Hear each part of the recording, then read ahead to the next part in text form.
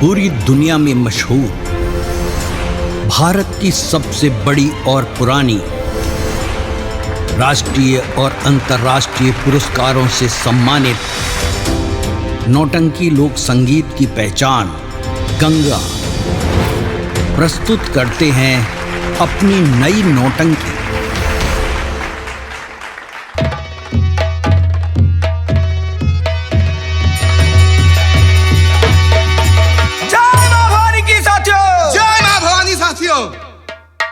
साथी, हाँ मेरा साथी, ये बताओ, क्या आज तुमने अखबार में कोई समाचार पढ़ा है? जी हाँ मेरे साथी, आज का अखबार मैंने पढ़ा है। तो उस अखबार में कौन सा समाचार लिखा था? साथी, अखबार में यही समाचार लिखा हुआ था, सरदार ज्वाला सिंह को जो गिरफ्तार करेगा उसे पूरे 50,000 रुपए का इनाम दिया जाएगा। क्या कहा साथी? और ये बात अपने सरदार जी को मालूम नहीं है। अभी मालूम नहीं है? और जब तक अपने सरदार जी अपने अड्डे पर नहीं आ जाते हैं, हम दोनों भाई सरदार जी का आने का इंतजार करेंगे। सही बात है। चलो चलो।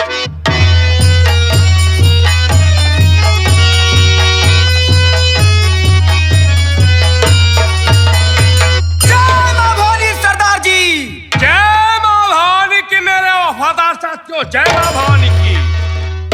साथियों, जी सरदार, आज तुम लोग बहुत खुश दिखाई पड़ रहे हो। सरदार जी, क्या आज की कोई नई सूचना, नई खबर है क्या? सरदार जी मैं क्या आपसे बताऊं, ना जाने कौन पागल है, कौन सा इंस्पेक्टर आपको पकड़ने के लिए सरकार ने पूरे 50,000 रुपए का इनाम दिया है। क्या? जी हाँ सरदार। अरे मुझे गिरफ्तार करने के लिए गवर्नमेंट ने पूरे 50,000 रुपए का इनाम रखा है। जी हाँ सरदार जी।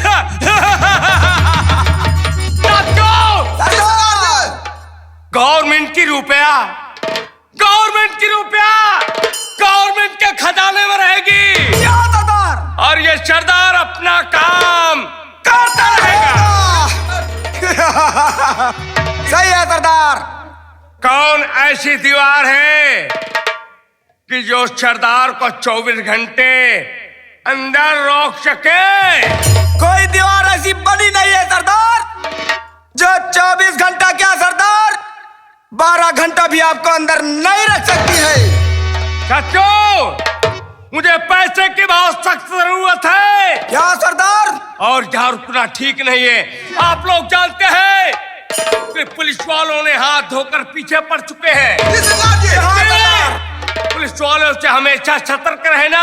हम आगे बढ़ते हैं, उसके बाद विचार ये भी मत करेंगे कि आज की रात डकैती कहाँ पर डाल दिया जाए। ठीक है सरदार जी। मुझे ज्यादा धन मिल जाए। जी हाँ। चलो आगे बढ़ते हैं। जी सरदार। बोलो मां भवानी की।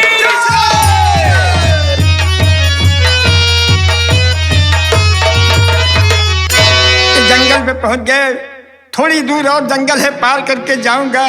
पेट के लिए जरूर भैया बाबू से अपने कुछ मांगूंगा। मालिक, किस मजबूर गरीब की जो सुनेगा भगवान उसकी मदद करेगा। गरीबों की सुनो ओ तुम्हारी सुनेगा, गरीबों की तुम्हारी सुनेगा। तुम एक पैसा दोगे ओ 10 लाख देगा। गरीबों की सुनो ओ तुम्हारी।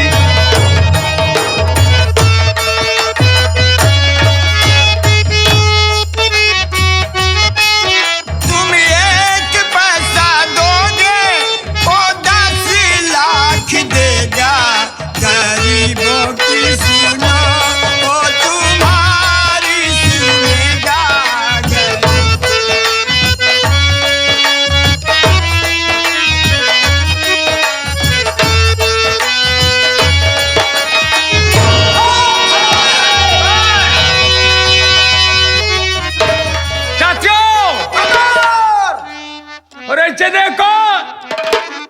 ये लगता है पुलिस का आदमी है। ये सरदार जी।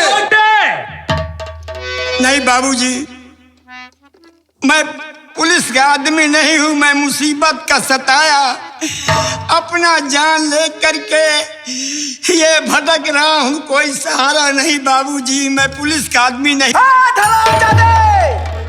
झूठ बोलने की कोशिश मत कर और तू सच सच बता दे कौन है और यहाँ किस लिए आया है। पेट के वास्ते एक टूका रोटी को तरस रहा हूं बाबू। सरदार, क्यों रे? तुम्हें ये पता थी कि हम चंबल में जाएंगे और मुझे पेट के वास्ते रोटी मिलेगी? हमें नहीं मालूम था साहब। मैं सोचा ये जंगल है, पार करके इस बस्ती में जा रहा था बाबू। जाने रामजादे, हम लोगों को धोखा देने आया है। सरदार जी इसके पुलिस वाला है आया। सरदार जी पुलिस का आदमी है तभी आया है, चलते रहते। ये पुलिस वाला है आया हम सबको बताने के लिए।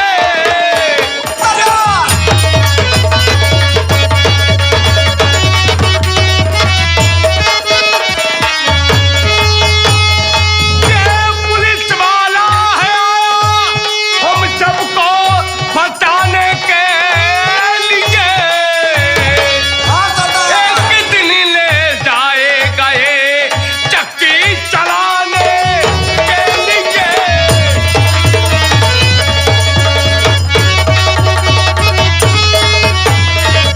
चाचो, पुलिस का आदमी है और मुखबिरी कर कर हम लोगों को जेल में डाल देगा। वहां चल के चक्की चलाना पड़ेगा।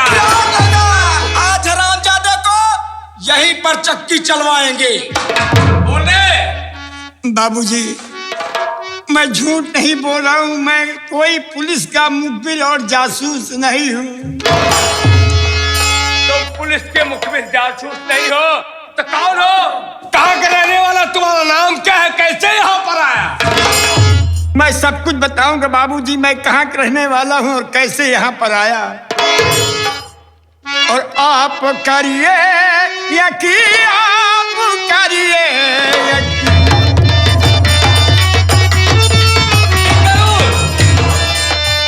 आप करिए यकीन, आप करिए यकीन। और मैं पुलिस का कोई आदमी हूँ नहीं।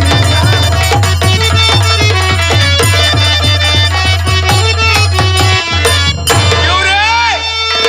तेरी बातों पर मैं यकीन करूं और तेरी बातों को कैसे मैं कर लूं यकीन?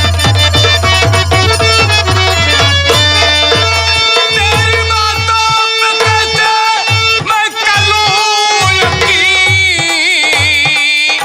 जब पता मिल गया तो गया क्यों नहीं?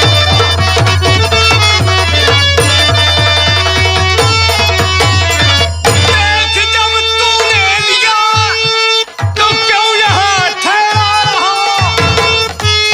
जान ये गर्ज है ये प्यारी, साफ दे मुझसे बता, वरना जाता आदम को तू कर ले।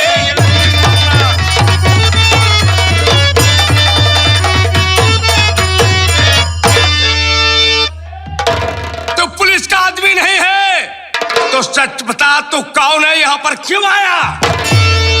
अगर ये बात है तो मैं झूठ नहीं बोल रहा हूँ। सच को देखते रहना चारों तरफ। यहाँ कोई माई का लाल पैदा नहीं जो आ जाए।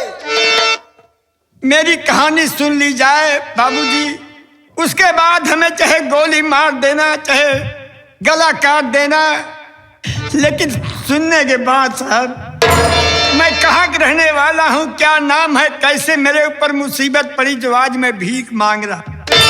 हाँ, दर बदर ठोकरे क्यों खाए हो? यहाँ पर कैसे आए हो? जिला बिदौर ढेमईपुर गांव का रहने वाला एक मैं ठाकुर खानदान का हूँ बाबूजी। क्या तुम छत्री खानदान के हो? बाबूजी, मेरी बड़ी मजबूरी थी। मैं दो भाई था, और मेरे बड़े भैया की शादी हुई थी। मेरे भाई के बीवी की कोख यानी मेरी भाभी माँ की कोख से एक बच्चे का जन्म हुआ। तो जब वो मेरा भतीजा पैदा हुआ, उसके पैदा होने के कुछ ही दिन बाद मेरी भाभी माँ का स्वर्गवास हो गया बाबू। और उस बच्चे का नाम कुलपत सिंह रखा गया था। जब भाभी मर गई, बिना माँ का बच्चा हो गया, तो मेरे बड़े भैया भी उसी अफसोस में पड़े, बीमार हुए और वो भी उस बच्चे को छोड़कर भगवान को प्यारे हो गए। अब मुसीबत पे मुसीबत मेरे ऊपर आ रही। भाभी भैया दोनों का स्वर्गवास हो गया, तो उस भतीजे के लिए मैंने अपनी शादी नहीं किया कि मैं शादी करूंगा, मेरे कोई बच्चा होगा तो जितना लाड प्यार बच्चे से करूंगा उतना उस भतीजे को नहीं मैं कर पाऊंगा। मेरे भतीजे का जीवन बर्बाद जाएगा। उसी का मैंने लालन पालन किया। जब सयाना हुआ तो मैंने उसकी शादी किया और गौना लाया, बहू घर में आई। हमारे यहाँ के एक जमींदार भूपत प्रताप सिंह, उनका ये ऐलान था पूरे इलाके में कि जो नई नवेली दुल्हन ढिमईपुर गांव में आएगी वो अपने घर नहीं जाएगी, वो पहली रात मेरी हवेली पर बिताएगी। वाह जमींदार, उनका कहना यह था कि जो नई नवेली दुल्हन आएगी पहले अपने ससुराल नहीं जाएगी, वो पहले मेरी हवेली पे आएगी। तो हरामजादा, मैं अपने भतीजे की शादी किया, गौना लाया, बहू आई। कुछ काम से मेरा भतीजा गांव में गया था, निमंत्रण था, और उसी दिन मैं भी सोचा कि मैं खेती बाड़ी देख लूं। बारात लौट कर आई थी, घर में बहू थी। मैं चला गया अपनी खेती में। मेरी बहू अकेली, ना मालूम कैसे जमींदार को मालूम हुआ तो हमारे यहाँ पहुंचे। न मैं था न बेटा था, मेरी बहू को जबरदस्ती उठा ले गए। क्या तुम्हारी बहू को जबरदस्ती वो उठा ले गया? जब मैं लौट कर आया और सुना, गांव वाले बताए कि तुम्हारी बहू को जमींदार उठा ले गए हैं। मैं जमींदार के यहाँ जा रहा था। मैंने सोचा भगवान अब तो जीवन बर्बाद हो गया। जा रहा था, क्या देखता हूं कि उसी रास्ते से एक जल्लाद हाथ में खंजर लिए जमींदार की हवेली पे जा रहा था। मैंने उससे पूछा, भैया कहाँ जा रहे हो? तो उत्तर दिया कि जमींदार भूपत प्रताप सिंह के यहाँ एक नई नवेली दुल्हन आई है, उसी का कत्ल करने का आदेश दिया गया है। वही मैं जा रहा हूं। मैं समझ गया कि मेरी बहू के सिवा और कोई नहीं। वही कह रहा है सरदार जी। उसको मैं मना किया, वहां मत जाओ। जल्लाद नहीं माना। मैंने बहुत समझाया, जब नहीं माना तो क्रोध में पागल होकर के मैंने उसे बहुत समझाने के बाद आपस में भिड़ गए, मारपीट होने लगी। अंत में मैंने जल्लाद को मार करके और जल्लाद का बस पहनकर मैं खुद जल्लाद बन करके बहू को जाकर अपने छुड़ा लाया। बहुत अच्छा किया। और लाने के बाद मैं ले जा करके जंगल में, मेरे हाथ जब भेजा गया, ले गया जंगल में। मैंने अपनी बहू को दुर्गा माँ के मंदिर पर छोड़कर अपना जान बचा करके जमींदार की डर से आज भीख मांग रहा। ना मैं पुलिस का मुखबिर हूं, ना मैं जासूस हूं बाबूजी। लेकिन तुम यहाँ आए हो तो तुम्हारा नाम क्या है पहले ये बताओ। बाबूजी मेरा नाम है बिरजू सिंह। क्या तुम्हारा नाम बिरजू सिंह है? मेरा दुनिया में कोई अब सहारा नहीं है भीख मांगने के सिवा। बिरजू सिंह, यहाँ कहाँ पे आए हो मालूम है तुम्हें? ये चंबल में आए हो, और तुम चंबल में आए हो तो सहारा तुम्हें मिलेगा जरूर। लेकिन एक शर्त है। तुम यहां आए हो तो तुम बिरजू के नाम से नहीं रहोगे। सहारा तुम्हें मिलेगा, सहारा दिया जाएगा, लेकिन यह है कि वफादारी के साथ रहना। कहीं गद्दारी करोगे तो हमारे जितने साथी हैं तुम्हें गोलियों का निशाना बना देंगे। बाबूजी मेरा कौन सहारा है अब है? सहारे की कैसी बात कर रहे हैं मैं नहीं समझा। घबराओ नहीं, सहारा तो यहाँ मिलेगा। गरीबों का ये ऐसा स्थान है, यहाँ सबको सहारा मिलता है। लेकिन तुम अपने आप को आज के बाद बिरजू के नाम से नहीं, आज के बाद तुम सरदार बिजराज सिंह के नाम से प्रसिद्ध रहोगे।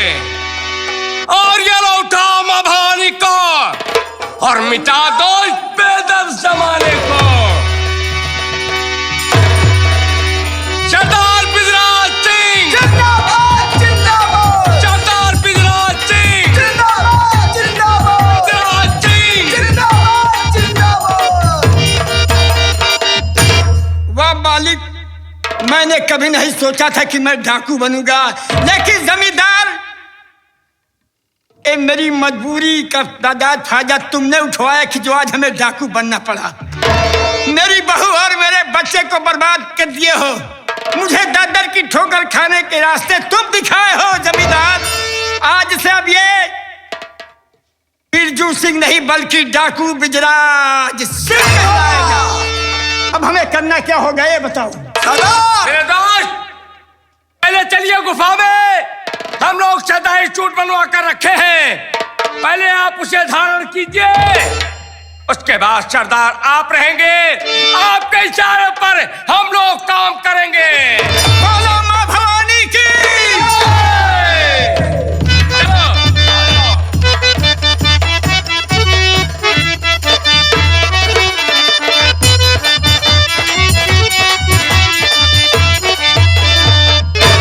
जय शंकर में देखा तुमने? हाँ बाबू, रोशनी साली मेरी बात नहीं मानी, मैंने उसे मौत के घाट उतार दिया बहुत अच्छे बाबू साहब। और साली अब अपनी जान गंवा दी। लेकिन मेरी बात नहीं माना। आज तक इस धिमाई पुरवा में मेरे खिलाफ किसी ने आवाज उठाने की हिम्मत नहीं। अगर किसी ने आवाज उठा दिया तो मैं साले का नामो निशान मिटा दिया। ये मेरा वसूल है। हाँ बाबू, ना तो कोई आवाज उठी है हाँ बाबू, और ना उठेगी। न उठेगी। ठीक है? जी हाँ बाबू साहब। मैं थोड़ा आराम करने चला हूँ।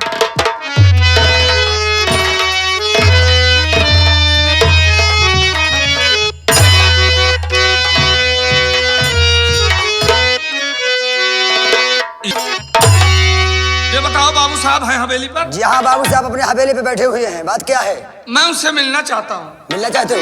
हाँ। कोई बात नहीं, आइए। ठीक है, चलिए। बाबू साहब, जय शंकर बाबू साहब।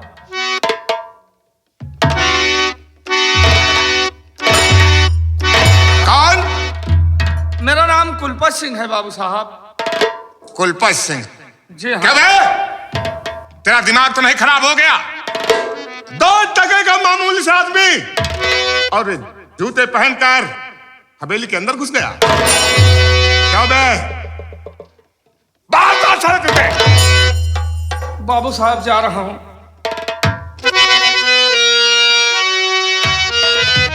साला हवेली की फर्श गंदी कर दिया। जूते पहनकर ये साला अंदर घुस गया। क्या बे नौकर? हाँ बाबू। तूने देखा नहीं क्या रे? नहीं बाबू, देखे हो तुरंत लौटाई दे थम। साले तुम किस काम के हो? नहीं तोहरे लगा धमाऊ खड़ा रहे भाई। बदतमीज। और इसकी साले की मजाल देख। हाँ बाबू साहब। बूट पहनकर हवेली के अंदर क्यों घुसा? हाँ बाबू। इसकी इसे सजा मिली। सजा मिलेगी। अगर मैंने सजा नहीं दिया तो मैंने कुछ नहीं किया। बाबू साहब, काम बोल। गलती हो गई बाबू साहब, लेकिन मैं आपसे कुछ कहना चाहता हूँ बाबू साहब। बोल बोल।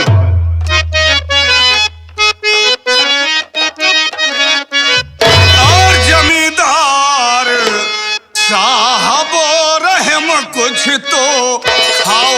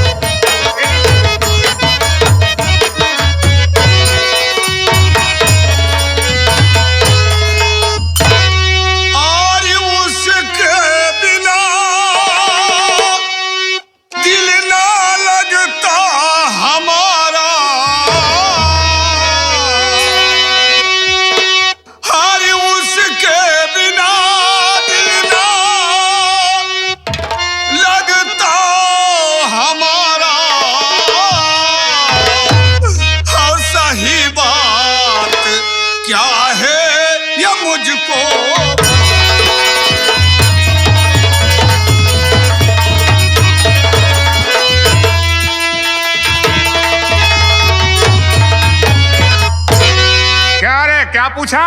बाबू साहब मेरी बीबी का पता बता दीजिए। अबे साले बीबी तेरी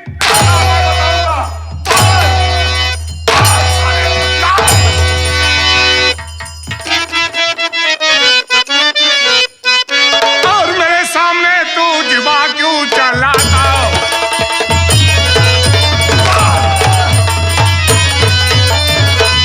मेरे सामने तू जुबा क्यों चलाता और हद दूर नजरों से क्यों तू ना?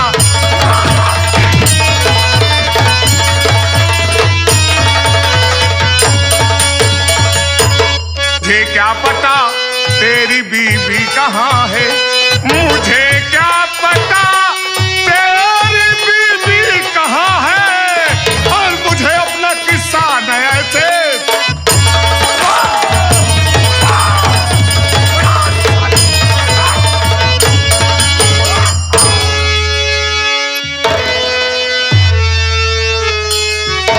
क्या मैं बीबी तेरी है? तुझे मालूम होना चाहिए कि तेरी बीवी कहाँ है। मुझे क्या मालूम? बाबू साहब अगर ये बात है तो मैं जा रहा हूँ थाने। मैं जा रहा हूँ, तुम्हारा नाम FIR करूंगा, तब तुम मेरे बीवी के पता जरूर बता। ठाकुर साहब, अरे ये कौन हवेली में ठकुराइन, पुलिस थाने की बात कर रहा है? ये साला कुलपतवा है। ये अपनी बीवी का पता पूछ रहा है। आखिर तुम्हें तो पता है जब बीवी इसकी है तो मुझे क्या मालूम? मैं इसे समझा रहा था लेकिन नहीं, मेरी बात नहीं माना। ये कहता है मेरी बीवी कहाँ है, मेरी बीवी कहाँ है। मैं क्रोध में आकर इसे 2-4 हंटर मार दिया साले को, तो ये कह रहा है मैं जा रहा हूं थाने, तुम्हारे नाम FIR करूंगा। ठकुराइन, इसे समझाना तुम्हारा काम है और अच्छी तरह समझा देना। मैं चल रहा हूं, इस वक्त आराम करूं। स्वामी आप जाइए, ये दिमाग नहीं पूरा कंप्यूटर है, कंप्यूटर। ठीक है ठकुराइन, समझा देना साले को। अरे बेटवा कुलपत, क्या करे थाने जात रहे आते? ठकुराइन साहिबा, मैं बाबू साहब से कब से पूछ रहा हूँ कि मेरी बीवी को क्यों उठा कर ले आए, और मैं बार बार पूछ रहा हूँ। बाबू साहब मुझे बार बार कोड़ों से और जूतों से मार रहे हैं। बेटवा देखा, बाबू साहब को नुकरे गुस्सा है, जानते है ना? वो गरीब के बहुत सतावा थी। उनका मतलब गरीब दिखाए कि ना चाहे, उनके आंखें के सामने ना दिखाए चाहिए। अगर गरीब पे देख लेती तो उनके जान खून खौल उठत है। उनसे का करे पूछे लागे बेटवा तू? एक काम करा, इतना दूरी से चल के आया और देखा बेचारे के हाफा ही लाग। एक गिलास शरबत पी लिया, ओकरे बाद दे तो यहाँ से जा बेटवा, तोरे बीवी पता बता दे। राम भवन आए मलकिन। चल इधर। अगर ये बात है कि तुम मेरी बीवी को पता बता दे रही हो तो ठीक है, मैं फिर थाने नहीं जाऊंगा, लेकिन मेरी बीवी के पता जरूर बता दे। ए बेटवा, अनगाई में दे तो लाग बनल का। अच्छा। सबसे पहले जहाँ हाथ धो के आवा, और तोहरे बरे दे तो हम शरबत बनवा के रखा था। ए बेटवा राम भवन, का कहूं मलकिन? जब आए बाटा कुलपतवा, अच्छा, कुलपतवा आए बाकरे खातिर एक गिलास शरबत बना के लेके आ भन्न से। एक गिलास शरबत, हाँ हाँ, नींबू निचोड़ के। नींबू निचोड़ लिया, ओमे दल बढ़िया घोल ले, और ज्यादा चीनी ना हो चाहिए।